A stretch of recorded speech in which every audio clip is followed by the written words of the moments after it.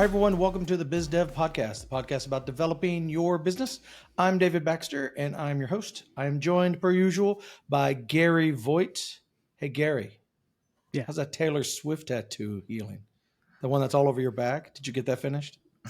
We Get it were not colored going to in? talk about this on the air. Can we edit this out, Noah? No, man. No, man. Be a Swiftie. Loud and proud, baby.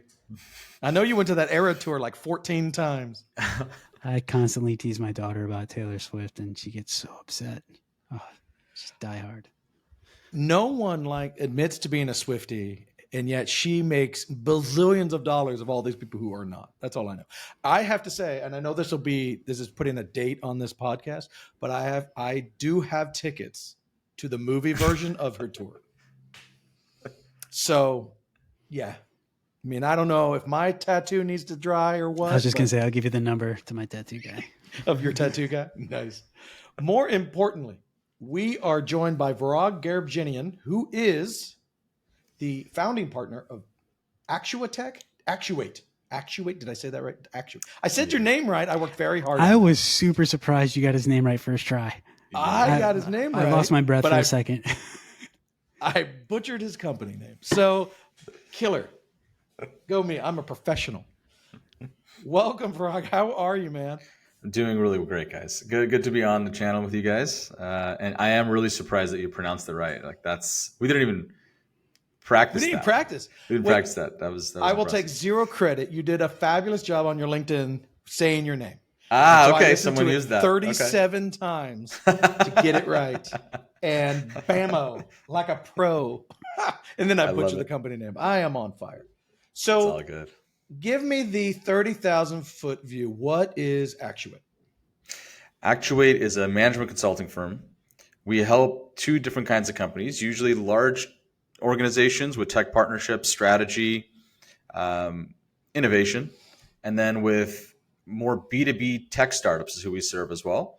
And it's anywhere from like seed, A, Series B, and it's usually go-to-market help, deal coaching, and fundraising.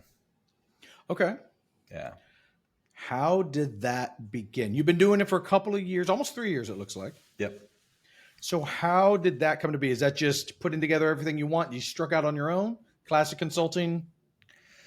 Yeah, it's actually, it's a good story. So it was like in the midst of my last startup, Clay, where I was still running, it was an AI company. And I was doing a lot of selling to the larger companies on technology integration work, especially. So this was with AR, VR headsets and smartphones and TVs.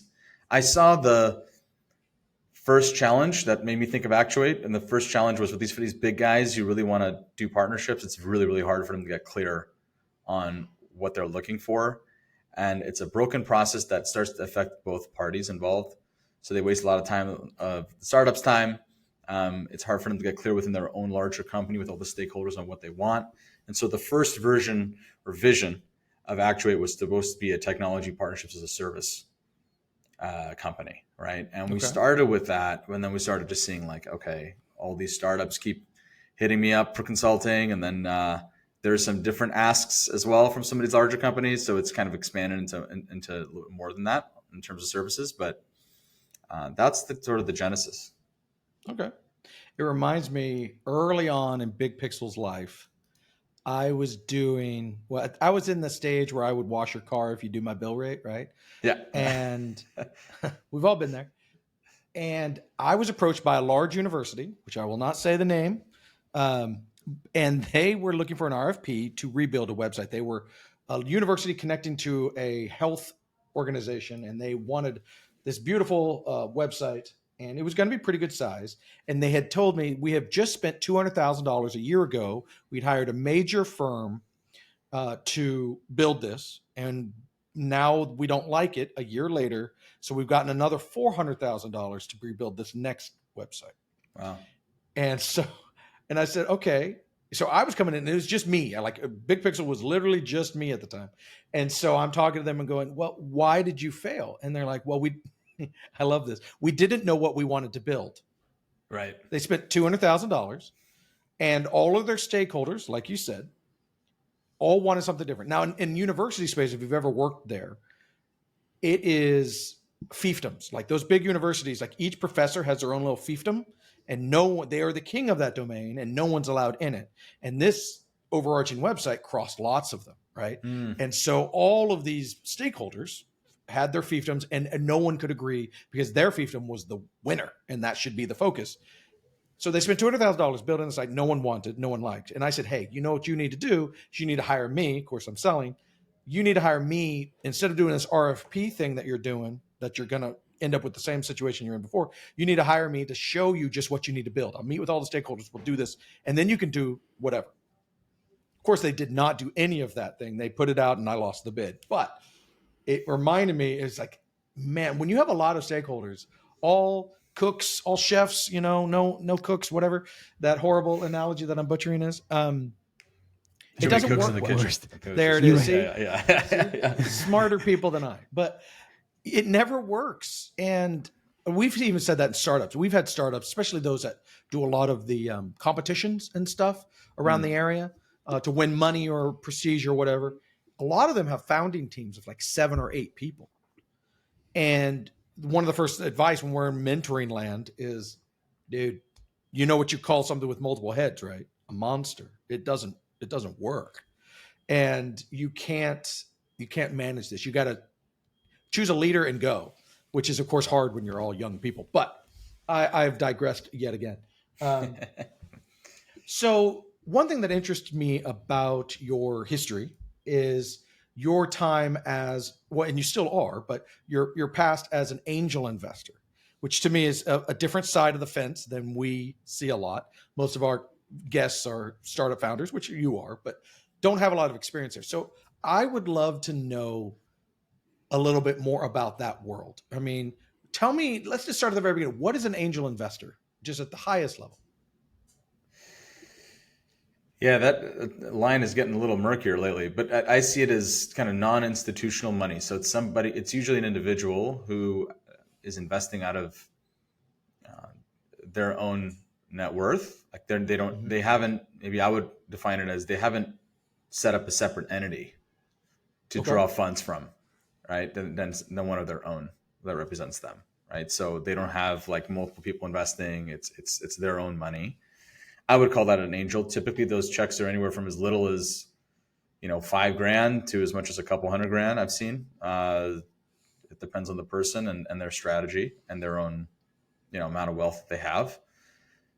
And yeah, we can go into it, but there's kind of pros and cons of dealing with angels. There's trade-offs. I got into it. I wasn't something that I went out and like chased, to be honest. It was just more, in the work that I do, there was just some opportunities that came my way that I looked at and I said, this is interesting enough for me. I either have a personal interest in what they're doing, or I see that there's others that would really want that kind of technology or product as it got more mature. And so I can kind of see down the pike, and it's like, okay, especially how it was the last 10 years, it's much more about like, can you see the ramp, right? Can you see them getting to the next funding milestone? And if the answer to that was yes, at the end, yeah, go ahead. When you're an angel, the trade-off, the unwritten trade-off is I am taking a ton of risk, right? Because you don't exist most of the time. When people are raising angel, correct me if I'm wrong, but most people I've seen in my world is if you're going for angel, you probably are pre-product or brand new product, right? So that angel is believing in you as a person or your idea so much that they're going to write you a check of various sizes, like you were saying, purely based off of the idea or who you are as a person. Because the chance of success at this point is very low, just because of startups and statistics and all of that. So it's usually you get more equity at this stage because of that risk. Is that correct? That's generally true. Although I think literally quarter over quarter, these dynamics are starting to change, right? So, and maybe even within angels, you can also just draw a line. There's some angels that are, they're so well connected into certain funds or certain ecosystems that it's more than just like a friends and family, random person who's just an angel, right? It's like somebody who's like if you get this angel, they know so many other VCs that they will, open doors to. What I meant by the changing dynamics as well is that I feel as if, with this last market correction, it seems like you might even be further along and you would still go collect angel money. So there's so many institutional VCs that have just said either I'm on pause or I'm shifting all my energy to generative AI. That there's a lot of startups that are out there right now trying to figure out, well, how do I get my next check? And whereas there would have been a VC before, now they might be thinking, hey, I need that next million. I'm just stay alive. I might just go get 10 angel checks. Right. And I do have a product and I do have a little more progress than what you had mentioned. So, and I assume you on the angel side, are you hearing this all the time? Are you asking these questions? Like, okay, they all say AI. Are you digging in at all to see if there is? Yeah. I mean, in my case, the stuff that I tend to see is a little bit more deep tech. Sure. So what that means is it's either someone who is like innovating within those large language models and trying to make that better in some way or differentiated, or it's somebody at least who is using those large language models as a core part of their product. Like they're really leaning hard. And you brought a couple examples of that up. And I'm pretty aligned with you guys that it is overhyped than it necessarily needs to be right now, because people have a lot of dry powder still and they're trying to figure out where to put it. And here's like something that actually is a little bit, in my opinion, compared to all the other technologies that we've seen over the last decade, come and go. I feel like it's one of the few that's actually hit an end consumer and they're using it. Now, it doesn't mean it's as big as everyone's purporting it to be, but people are using a form of a large language model right now at a fast growing rate. So that's exciting. It's exciting. It's exciting, but it does need to be something that at the end of the day, going back to more product principles, right? It needs, for me listening to it, it needs to be something that I look at and say, hey, it's solving a problem for the end customer in some unique way because of that, right? And some people are just betting on it, like taking away some of the friction for a customer and using a product. Great. Show me that, right? But of the overall value delivered to the customer from a product, I think it's a piece. I don't think it's necessarily the whole thing, right? I agree with that. I think it's a piece of it, right? So it's I see it as like, you still need a nice train on a train track, and this is some nice oil for you to use, right? But you still need a train on a train track. That's a horrible analogy, but you get the point. It's oil. It's a nice bonus feature that helps, but it's not the feature. It's not the main part. And I can see it being used in useful ways in almost every business. Yes. But for the most part, the people who are trying to do it aren't in that deep tech world. They're just trying to use ChatGPT in some fun way. And that's cool, but it's not what anybody's going to give you money for, or shouldn't be. Why someone's giving you money. I mean, I guess now it probably is. If you don't have AI, people aren't interested. And I get that man, what a tough thread to needle. I'm killing my analogies today. Needle to thread. No, you're great. These are awesome. Totally won't make fun of these later. It is gold, everybody. Gold. These should be my new t-shirts. Threading the macaroni. Yeah. It's tough because you need that money to keep going, like you're saying. And those people are telling you, those investors are telling you, I want to get into AI, which is basically code for, if you make yours AI, I will write you this check right here. So they're all sneaking it in some silly way. And they did that before with crypto. We would get, when I was mentoring and stuff, we would get pitches, everything had crypto in it. NFT, blockchain, smart contracts. Oh, yes, gonna change the world. Has it? Anybody changed their world today based off smart contracts? No. I think in 5 years, AI, what I think will be really interesting in 5-10 years, AI will be everywhere. We just won't be talking about it.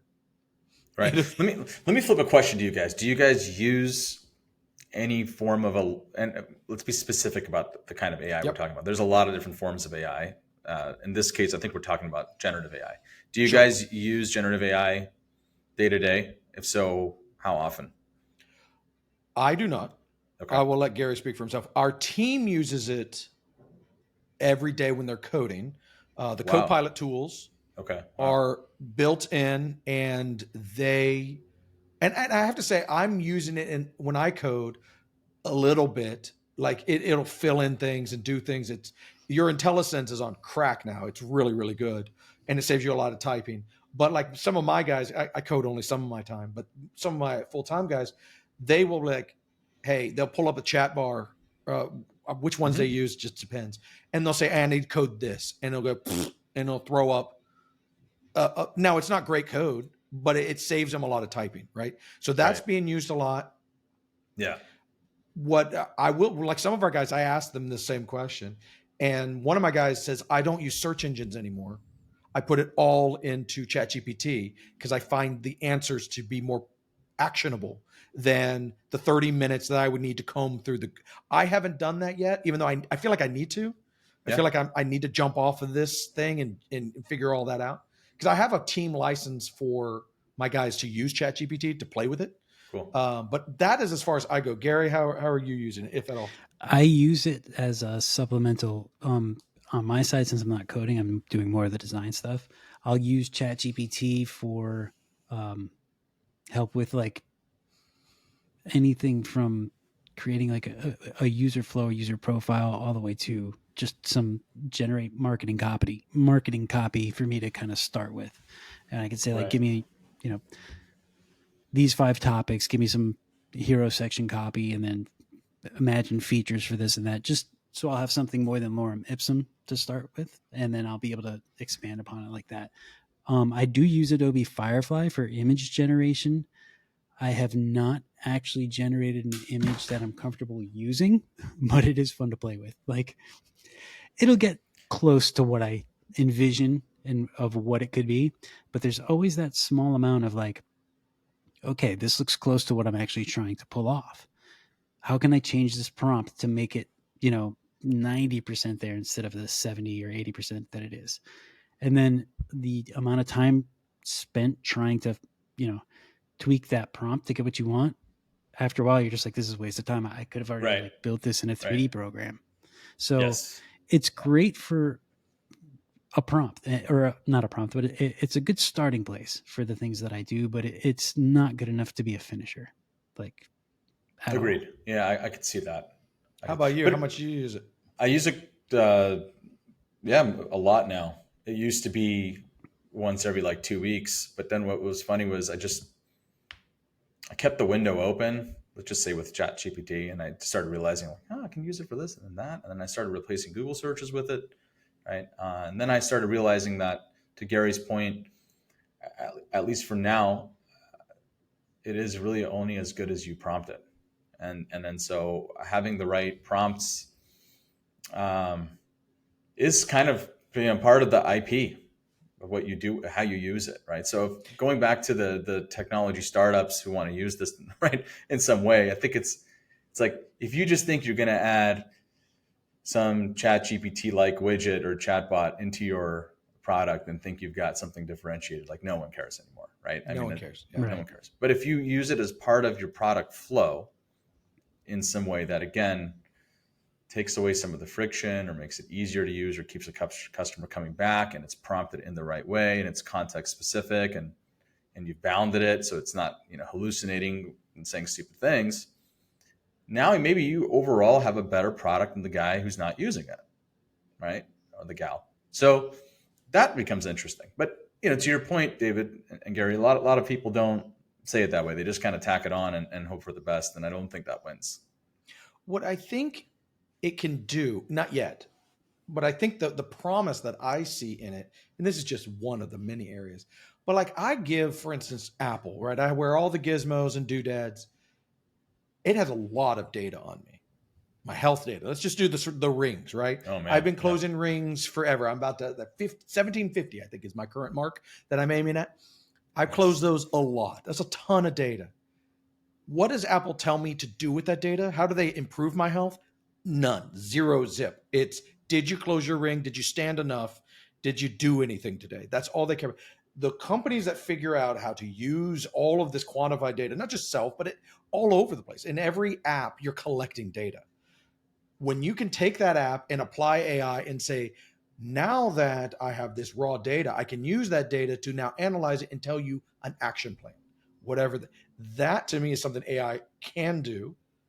And when they figure that out, when people in startups figure, okay, I'm collecting all this data, now I'm going to use AI to apply and give it, that's where you're going to have startups that just explode, because no one's been able to do that in 50 years. Like that is, we've been stuck. We collect it, we have it all. What? And I'll sell it. That's as far as we've gotten with data right now, right? Everyone just Yeah, the sells it. Oh, selling. someone's going to do something with it. And eventually, you know, where AI is being used a ton is which ads you're going to see whenever you're looking. They're very good at that, right? They're creepily good at what ads you should see next. I want to see that in other startups. I want to see that in, you know, LinkedIn as a cheesy example, to say, hey, you should get connected with this guy because of these reasons. You guys would be able to do business together. AI can do that stuff. And like put a plan of how you might work together too, something like that. Yeah, right? I mean, some recommendation. Yeah. I know what you do. I know what he does. He's posting over here. He's in Colorado. I don't see him. He's posting about the need for custom software. Boom. I'm a sales navigator person, right? I'm paying for that. And so, boom, we're going to connect you to, or think you should. Hey, do you think this might be a thing? He was just asking about what you do for a living. Maybe you should reach out. Oh my gosh. I mean, how much money would I just fork out for that? And this is a cheesy example, but that's where it's going to be exciting. Not, is it writing my email well? I don't know. I mean, now I can tell when it's AI written for the most part. That too. AI images, they all look a certain way. That gap between like AI is going to take over and make us obsolete and everybody's worried about it, to 5 minutes later, everybody's like, that's obviously done by AI. That's not worth it. You know, like that scary gap got closed real quick. It's the uncanny valley. Humans from birth are trained to recognize humans. And we are very, very good. Every human on the planet is very good at looking at you and going, you look like a human. Anything that breaks that is creepy. It's immediately creepy. Our fight or flight starts flaring up, right? Oh, I don't know what this is. And you don't like it. You don't trust it. It's now something I'm going to back away from, which is the thing you need to be worried about if you are that startup. Because if you can't cross that line, it's like the old, I'm a big gamer. If the old video game eyes, the old movie eyes, when those look dead inside, no one wants to watch that movie. Super creepy. Polar Express being the classic example. Sweet movie, but dude, they're all zombies running around Santa. You know, it's whoa. Same thing for AI. I still am fascinated, and the fundraising stuff, that side of it, because we don't hear much of that. What is it? If you're looking at, I'm thinking a small thing, $25,000 or less, right? A startup comes up to you, pitching their idea. What are you as a potential, say you haven't worked with them. I know most of your people you're investing in, you know them from a deep level because of your Actuate and all that good stuff. Yep. Take that, put that to the side for a moment. Sure. Guy comes up to you. What is it that's going to check the boxes for you to invest, to write that $25,000 check? I don't think I do anything too different from the standard check boxes that people have out there. Like, what are those standards? Because I don't think most of the people in our audience aren't going to know those standards. Okay. Yeah, they're probably even too afraid to go down the fundraising route at this point. So okay. I mean, pre-revenue, that's fine for you. Generally speaking, that's cool, right? Yeah, I mean, angel investing is still predominantly that, right? It's still pre-revenue, right? But you want to see that they are going after a market that's growing and big enough. And so to get a little bit more specific there, it's not just some report, it's some addressable market. Hey, we're going after these kinds of businesses in the United States, this kind of size. This is the number of them that are out there, and we're going to charge them this amount for this product that we have. We're solving this problem. It is I like to use the Y Combinator language. It's like a recurring and urgent problem. No one is, there's an unmet need. The people that are addressing it are doing it in this way, right? And so there's still something that's missing. And we're going to attack it with this kind of product. And that product, what I like to look for in that early of a stage is that that founder product market fit. It's like all three, right? It's like, okay, you starting from the market growing, there's still an unmet need. It's a cool, interesting product for it. Awesome. But then I'm going to look at like, who's telling me about it? Have they done something like that before? Do they know the people that they're trying to go win business with? If that's like out of whack in the earliest days, it's like, I don't have the risk appetite for it. Yeah. Another angel investor might, right? But I'm looking for that kind of really strong alignment. For me, again, this is not typical of other angels. Other angels may do this, but I won't invest if it's not in my scope of knowledge. Like if I don't have, my own understanding of what that problem is, and like I can relate to it, or I know other people who have it, it's too risky for me. But there could be folks they love angel investing more, or they have way more money where like, they'll invest in things they don't understand. Right. Sure.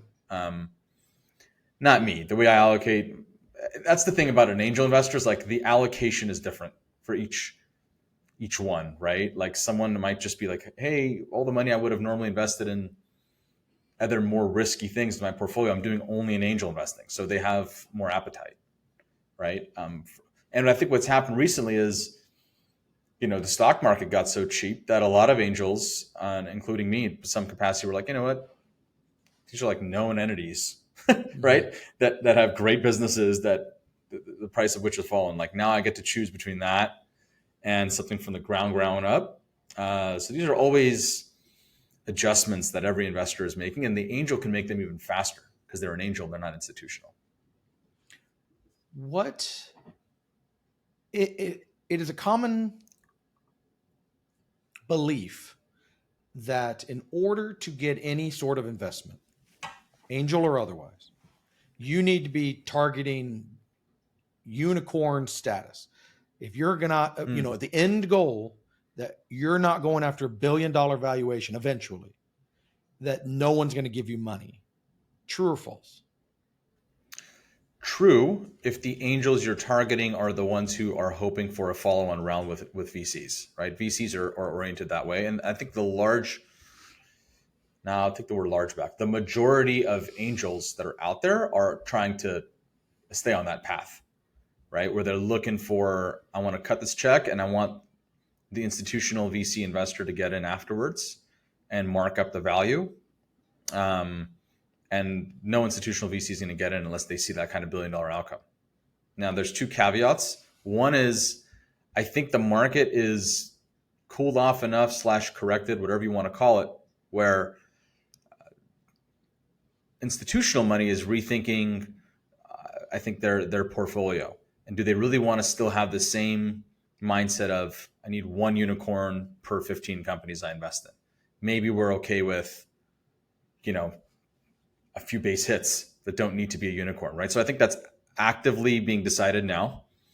And then, of course, there are always angels that are looking to invest in something that like is a little bit more sure, that is not a venture backable thing. It's just a small business or more of a lifestyle business that could one day exit for sure much less, but at a predictably higher probability, right? So that exists too, but I don't think that's the majority. Yeah.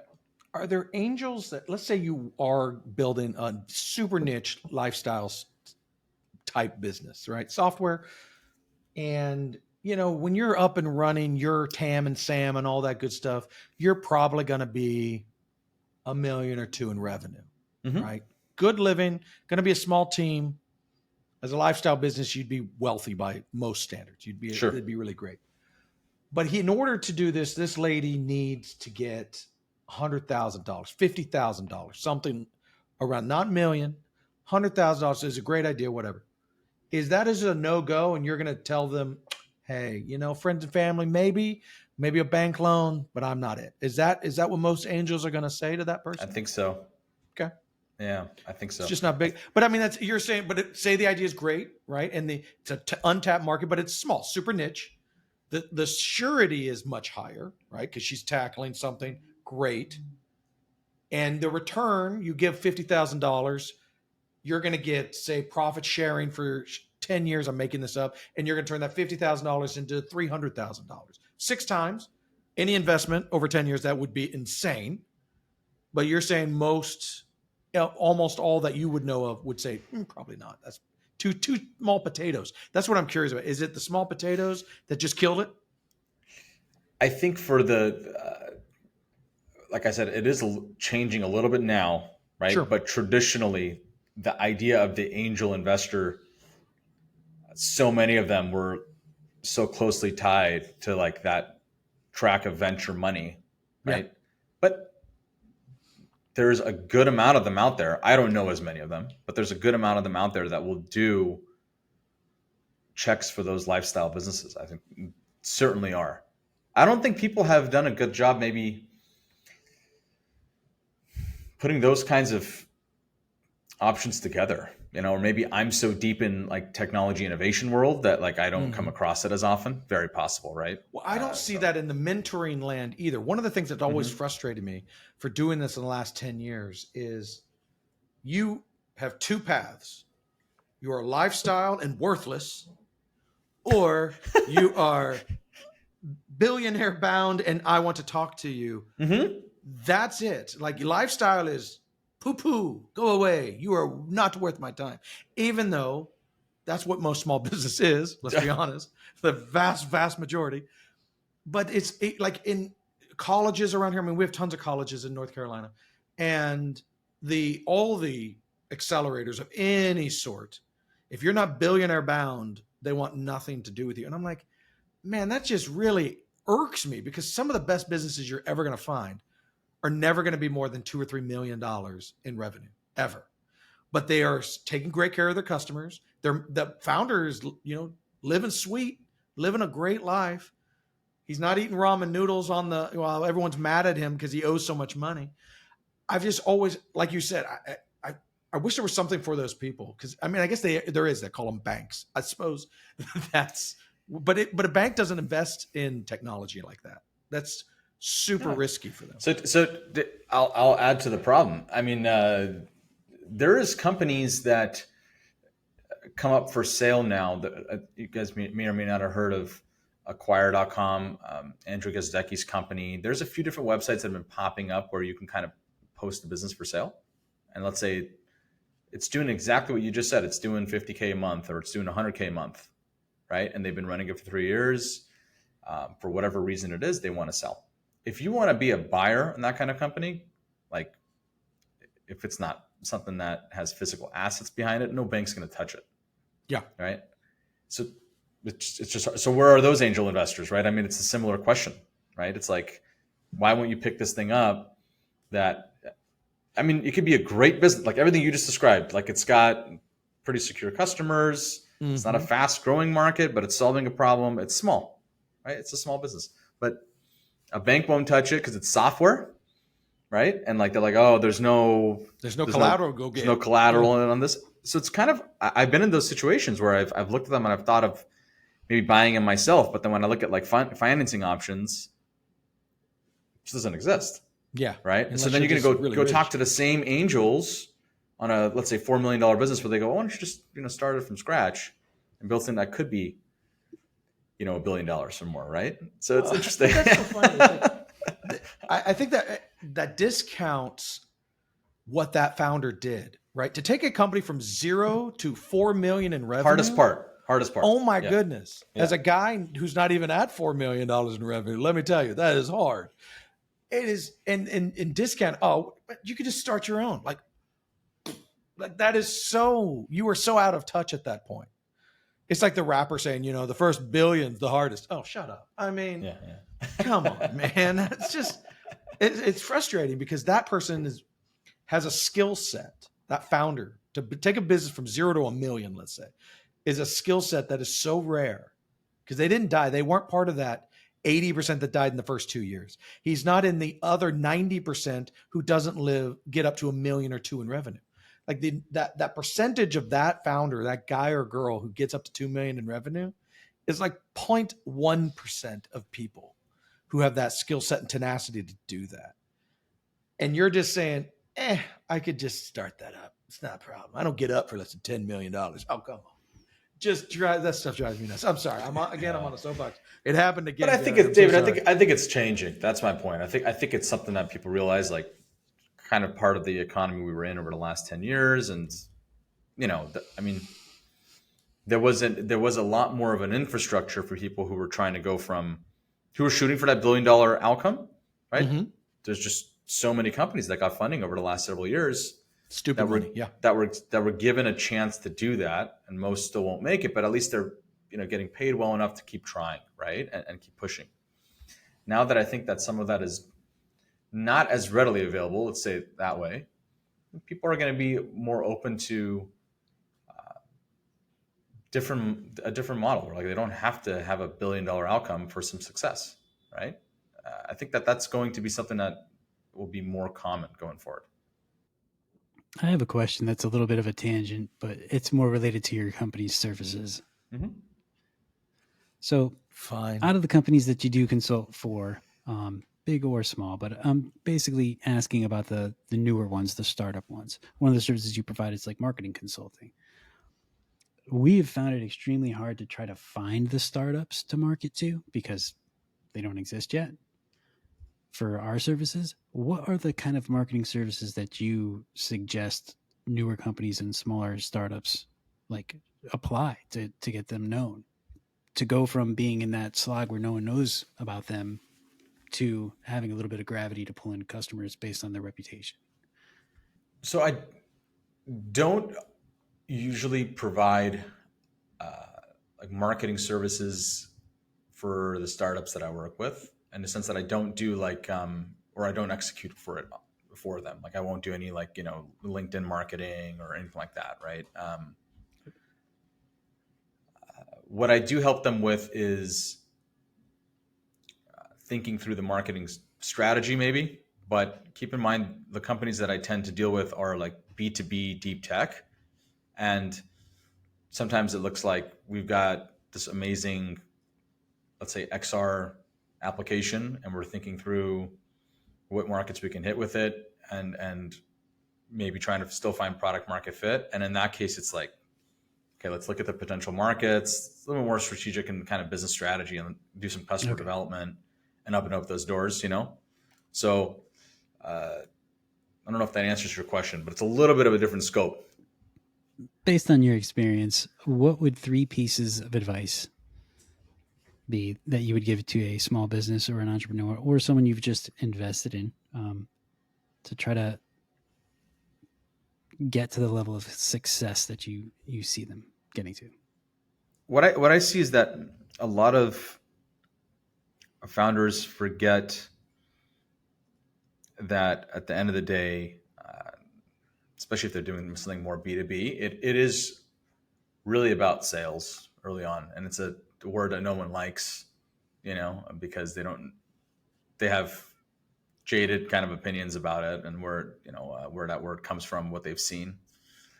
But, in my world, I see a lot of people coming from really sophisticated, amazing backgrounds in different disciplines or functions. They've had a lot of success, and what they tend to forget or underestimate is that when they decide to take that leap and start a company, then the first point is actually just trying to make a sale, and that is something that a lot of sort of sales native people that like grew up doing sales will tell you. But I'm someone who's come like backed my way into that, understanding that, right? I didn't start off as like, oh, my first job was sales or something. I just realized that. I've learned that myself, and I think that's really important for them to know. So pick up a couple books on it. It's not rocket science, but just like get decent at it. That's going to really, really help in the early stages. The other thing I would do is keep in mind that if you're doing something new, if you're trying to be innovative and change the status quo, even on a micro level, you're most likely going to be wrong in what that is, or people are not going to accept that change or don't want it. There will be resistance. Most of the time it's because you thought you had a good idea and like you don't, right? But every now and then you'll be right. Maybe 1 out of every 5, 6 times, right? So if you're trying to be, a full-time entrepreneur your whole career, bake that into your plans, and recognize that like you want to iterate and test as quickly as you can.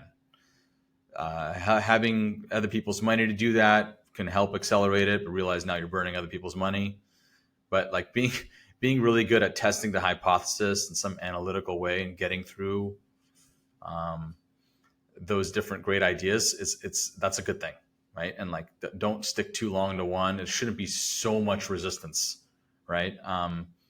So that's another thing to keep into account.